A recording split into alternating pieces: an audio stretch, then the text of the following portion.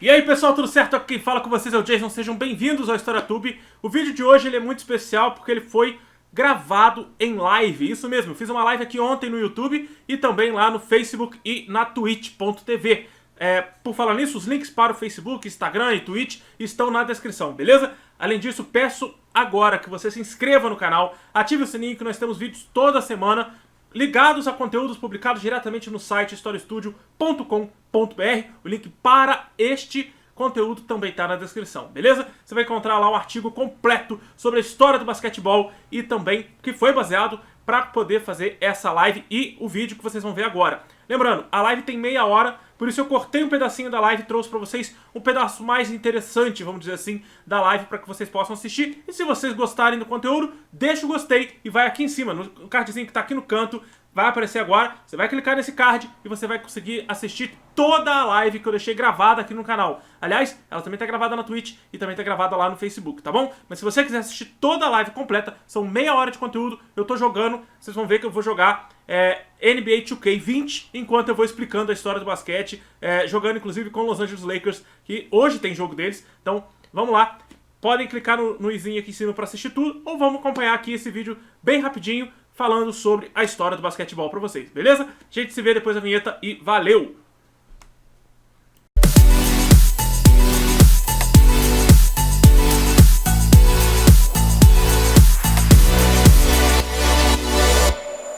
O basquete já havia passado por testes, né, como jogo experimental, vamos dizer assim, para as Olimpíadas, em Olimpíadas anteriores. E somente em 1940 o basquete feminino passa a ser considerado um esporte oficial, ok? E aí ele vai surgir só em 1970 como um esporte possível para o feminino nas Olimpíadas, tá? No Brasil ele vai se desenvolver muito bem ao longo dos anos. Nós temos aí atletas importantíssimos no basquetebol, como o Oscar Schmidt e a Hortência. Claro, vocês cansam de ver falar sobre os dois na televisão. Não é à toa, o Oscar é o maior cestinha de basquetebol no mundo, ganhando inclusive de Kareem Abdul-Jabbar, que foi o maior cestinha da NBA, inclusive jogador do Lakers durante muito tempo, né? Kareem Abdul-Jabbar tem 1000 pontos a menos que Oscar. Oscar, óbvio, começou muito jovem e terminou a carreira ainda com quase 50 anos de idade. Por isso ele tem esses números tão elevados. Nunca jogou na NBA, apesar de ser reconhecido por todos os jogadores profissionais de basquetebol, admirado inclusive pelos jogadores da própria NBA, tá? Ele é um dos únicos brasileiros presentes aí no Hall da Fama do Basquete, o Hall da Fama do Basquete que leva o nome do professor Naismith, criador do esporte. O basquetebol tem algumas diferenças, como eu havia falado antes, entre a FIBA e a NBA, porque lá nos anos 40 para os anos 50 existiam duas ligas de basquete nos Estados Unidos e elas competiam entre os times e jogadores, e pela audiência também, né? Além disso, lá nos anos 70 para os anos 80, as duas instituições já muito desgastadas nas suas competições entre si, muitas tinham atrações de times, eles competiam até pelos árbitros, tá? Eles lutavam até para ver quem tinha os melhores árbitros, e os árbitros eram também ali, passavam por esse processo, tinha muita corrupção também nesse processo, tá? As duas instituições vão se fundir na virada dos anos 70 para os anos 80, e times como, por exemplo, Lakers são fundadores da NBA, e o Clippers é um dos fundadores da outra associação, que é a Associação de Basquetebol Americano, tá? A AAB, né, se a gente traduzisse para cá. E a Associação de Basquete Nacional, a NBA, passa a ser unificada junto com a outra associação e as duas comandam o basquetebol juntas, tá? E aí a NBA começa a implementar as suas franquias. Para lembrar vocês, no basquete americano é diferente do futebol brasileiro. Os clubes, na verdade, pertencem à liga.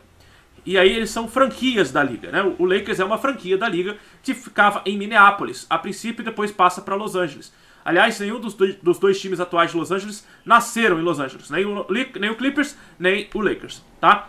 E você vai ver um pouco do histórico desses times lá no nosso texto original. Eu não vou ficar aqui gastando tempo de vocês falando cada uma das histórias, mas o que eu posso dizer é que esses times até hoje existem. Os times fundadores da liga, da NBA, até hoje existem. Alguns mudaram de cidade, como o caso do Los Angeles Lakers, mas muitos ainda estão nas suas cidades natais, tá? Ainda existem, são campeões, a maioria deles. Vamos lembrar também que nas regras surgidas com o passar do tempo, inclusive com a mão do Naismith, diz que o jogador deveria quicar a bola para poder fazer os passes, e aí é permitido o contato, mesmo que de leve, né? Na NBA, o contato ainda é mais permitido do que na FIBA. No basquete da FIBA, que é o basquete oficial das Olimpíadas, por exemplo, o contato ele é mais mal visto do que na NBA, né? O contato pela NBA, o jogo é mais pegado na NBA. Na FIBA o jogo é menos de contato. Se houver contato, há falta, tá? O que não permitia, por exemplo, a bola ser quicada no século XIX é que, a princípio, o esporte foi montado para ter a bola de futebol, a bola que a gente usava no futebol lá no século XIX, uma bola de couro toda amarrada e com um barbante bem grosso amarrando o meio da bola. Isso evitava o kick da bola. A bola não podia ser quicada porque ela era irregular. Então, na hora de quicar a bola, você era imprevisível para onde a bola iria. Então, eles evitavam, por isso não era permitido também o kick da bola. Apesar disso, com o passar do tempo, houve a modernização da bola e uma criação para o basquetebol. E aí, com isso, a gente teve... Inclusive, foi por uma empresa de Massachusetts, tá? Que foi contratada para desenvolver essa bola. E a bola foi desenvolvida e, por isso, o drible foi permitido. Então, há o contato, há o drible e há a criação também de outras regras, como, por exemplo, a tabela. A tabela e o fundo da cesta foi retirado, né, para que a bola pudesse cair, e a bola caindo fica mais ágil o jogo, não tendo mais a necessidade de ter aquela escada para o jogador pegar a bola. Outra coisa interessante que aconteceu nessa formação das regras do basquetebol, que gerou o basquetebol moderno, é a criação da tabela. A arquibancada ficava bem mais próximo da quadra, as pessoas poderiam interferir na cesta. Isso era péssimo pro jogo, né? A pessoa podia tampar a boca da cesta, podia interferir no curso da bola. Isso ou piorava o jogo para um lado ou melhorava pro outro, né? Um time poderia ser prejudicado ou poderia ganhar, dependendo da interferência da sua torcida na cesta. Com isso foi criada a tabela, para evitar a interferência da torcida e também para que houvesse o rebote, né? A bola bate na tabela e aí o time adversário pode pegar a bola e partir para uma nova tentativa, um ponto de segunda chance, ou o time defensor pode pegar a bola e partir para o contra-ataque, né? Sendo o rebote de defesa ou rebote de ataque. Isso é interessante, né? A formação do basquete. O basquete hoje, sem a tabela, não é nada. A tabela é fundamental para a formação dos rebotes, né? Um time que não faz rebotes não recebe anéis. Essa é uma frase muito conhecida para quem acompanha basquetebol. Os anéis de campeão, né, da NBA. Então, se você não usa rebote, muito dificilmente você vai conquistar os pontos. Outra coisa interessante da tabela é a formação daquele quadradinho que fica ali no centro da tabela para ajudar o jogador na visualização, né, para bater a bola e usar a tabela como auxílio para fazer os pontos, né? Muitos jogadores usam isso, inclusive, para enterrar a bola. Vale lembrar também que, ao longo da história do basquetebol, outras regras foram criadas, como a pontuação. Vocês acabaram de ver eu batendo um lance livre. O lance livre é como se fosse o pênalti no futebol, né? Quando o jogador comete uma falta dentro da área aqui da linha de 3 pontos, ou até mesmo quando ele passa por uma falta, pela quinta falta, né, coletiva, ele passa a ter o direito de fazer o lance livre. E o lance livre vale 1 ponto para cada cesta feita, convertida, né? Já a pontuação de 2 pontos acontece quando há uma enterrada ou quando há uma pontuação feita dentro dessa área aqui da linha de 3 pontos, tá? Se você faz o ponto aqui fora da linha de 3 pontos, claro, valem 3 pontos, né? Óbvio. Você faz qualquer pontuação fora dessa linha, fora dessa área, valem 3 pontos. Qualquer pontuação feita dentro dessa área, valem 2 pontos. Então, há também uma regra para a diferenciação de pontos, que eu acho extremamente interessante, que faz com que o jogo se torne dinâmico. E por isso, no basquetebol, não há empate. O jogo vai criando cada vez mais tempos, né, vai se tornando cada vez mais cansativo e competitivo para os jogadores atingirem a pontuação aí, que vai ser a pontuação vencedora. Esse ano, por exemplo, no All-Star Gaming, né, nós tivemos aí uma competição muito acirrada entre o time com o capitão LeBron James contra o capitão Antetokounmpo, Giannis Antetokounmpo, né? Foi muito acirrado, indo para o tempo extra, né? Indo para a prorrogação, que, se eu não me engano, 2 vezes. Foi um jogo longo, puxadíssimo, pesadíssimo. Cada técnico também tem o direito de pedir tempos técnicos, né? Isso ajuda não só no descanso dos jogadores, mas também para a montagem de estratégias de jogo. Outra coisa interessante que a gente vai ver no basquetebol é que não há limites de trocas, né? Apesar de haver limites de faltas, né? Se o jogador cometer 5 faltas, ele pode ser punido com a expulsão, tá? Ou ele pode ser punido com a expulsão caso ele cometa uma falta grave, né? Seja atingindo a cabeça de um jogador ou cometendo alguma falta em relação a fair play, né? Então, essas são as regras do basquete que foram implementadas ao longo da história. No Brasil, nós temos ali, como eu falei, a Hortência sendo a maior campeã, a rainha do basquetebol brasileiro. Inclusive fez aniversário no último dia 23, aqui em setembro. E o Oscar, no nosso maior cestinha, jogou por diversos times, mas nenhum dos dois jogaram pela NBA ou pela WNBA.